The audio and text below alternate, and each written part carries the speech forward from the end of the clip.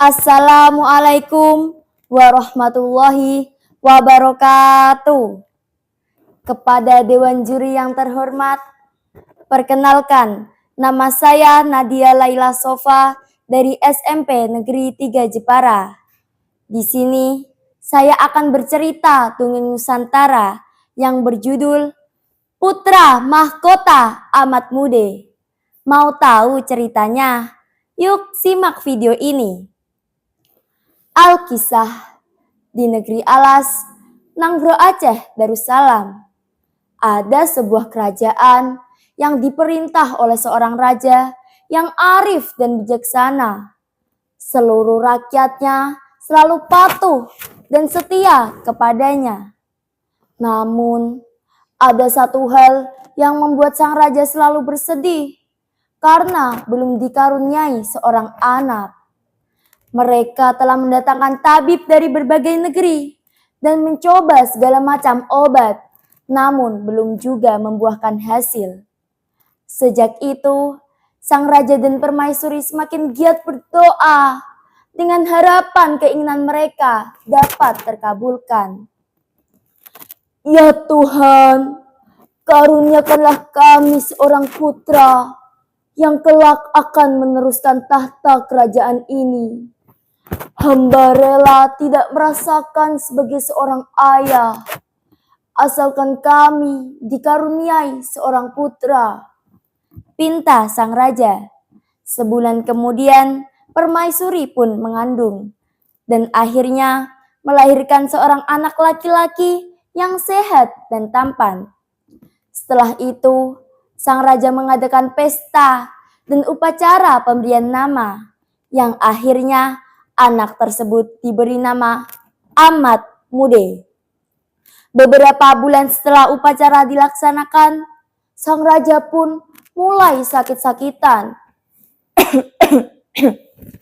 Dinda, mungkin ini pertanda waktuku sudah dekat.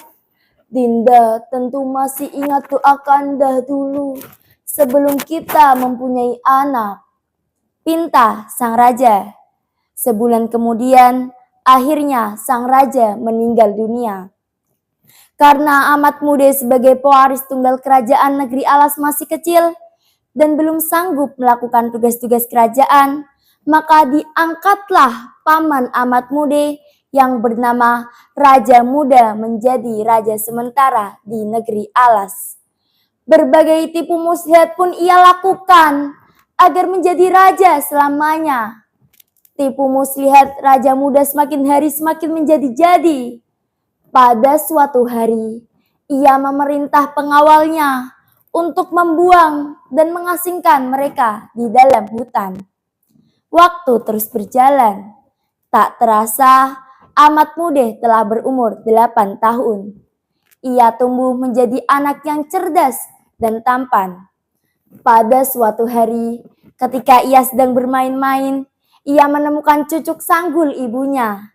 Diambilnya cucuk sanggul itu dan dibuatnya mata pancing. Keesokan harinya, Amat Mude pergi memancing di sebuah sungai yang terdapat banyak ikan. Dalam waktu sekejap, ia telah memperoleh 5 ekor ikan yang hampir sama besarnya dan segera membawanya pulang. Kemudian, ibunya menawarkan ikan tersebut kepada penduduk dan bertemu dengan saudagar kaya dan pemurah. Tahukah kamu siapakah dia? Dia adalah bekas sahabat suaminya dulu. Permaisuri pun menceritakan kejadian yang telah menimpanya sampai ia dan putranya berada di desa itu. Kemudian saudagar itu pun mengajak ke rumah dan membeli semua ikan mereka. Sesampainya di rumah, dia agar segera menyuruh istrinya memasak ikan tersebut. Dan anehnya, di dalam perut ikan tersebut terdapat emas murni. Untuk memenuhi kebutuhan Amat Mude dan ibunya, ia pergi memancing, menangkap ikan untuk dimakan sehari-hari, dan selebihnya dijual ke penduduk sekitar. Di antara ikan-ikan yang diperolehnya, ada yang bertelur emas, Telur emas sedikit demi sedikit mereka simpan. Hingga lama-kelamaan ia menjadi kaya dan terkenal sampai penjuru negeri. Berita tentang kekayaan mereka pun sampai ke telinga Paman Ahmad Mude. Pada suatu hari, Raja Muda memanggil Ahmad Mude menghadap istana untuk memetik buah kelapa gading di sebuah pulau tengah laut. Buah kelapa gading itu diperlukan untuk mengobati penyakit istrinya.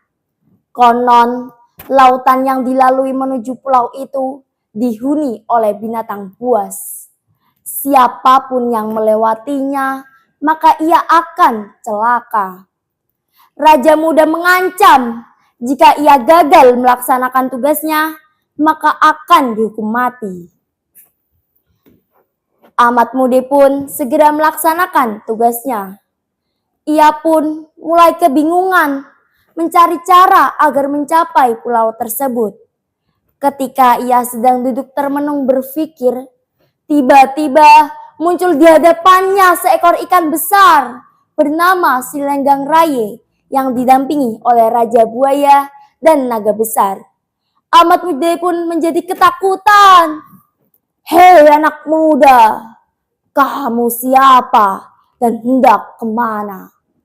tanya ikan Silenggang Raye. Saya Ahmad Mude," jawab Ahmad Mude dengan gugup. Lalu menceritakan asal-usul dan maksud perjalanannya. Mendengar cerita Ahmad Mude, ikan Silenggang Raye, Raja Buaya, dan naga itu langsung memberi hormat kepada Ahmad Mude. Ahmad Mude pun terheran-heran melihat sikap ketiga binatang raksasa itu. Kenapa kalian hormat kepadaku?" tanya Ahmad Mude heran. "Ampun Tuan, almarhum ayahandamu adalah raja yang baik. Dulu kami semua diundang pada pesta pemberian nama Tuan," jawab Raja Buaya. "Benar Tuan, Tuan tidak perlu takut. Kami semua akan mengantar Tuan menuju pulau itu," sambung Naga Besar.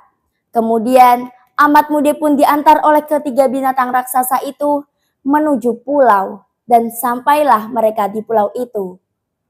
Dan Ahmad Mude pun segera naik ke pohon dan mengambil buah kelapa gading. Tiba-tiba terdengar suara seorang perempuan yang sangat lembut menegurnya. "Siapapun yang berhasil memetik buah kelapa gading itu, maka ia akan menjadi suamiku." "Siapa engkau ini?" tanya Ahmad Mude. "Aku adalah Putri Niurgading," jawabnya. Ketika Ahmad Mude turun dari atas pohon sambil membawa sebutir kelapa gading, tiba-tiba ada seorang putri cantik jelita berdiri di belakangnya. Alangkah takjubnya Ahmad Mude melihat kecantikan Putri Niurgading, dan Ahmad Mude mengajaknya ke rumah untuk menikah. Pesta perkawinan mereka pun diadakan dengan ramai di kediaman Ahmad Mude. Usai pesta, Ahmad Mude ditemani istri dan ibunya menyerahkan buah kelapa gading kepada pamannya. Maka selamatlah ia dari ancaman hukuman mati. Berkat ketabahan dan kebaikan hatinya, Raja Muda sadar akan kecurangan dan perbuatan jahatnya dan memberikan tahta pewaris sebenarnya kepada Ahmad Mude sebagai Raja Negeri Alas. Demikian cerita yang saya sampaikan. Terima kasih. Wassalamualaikum warahmatullahi wabarakatuh.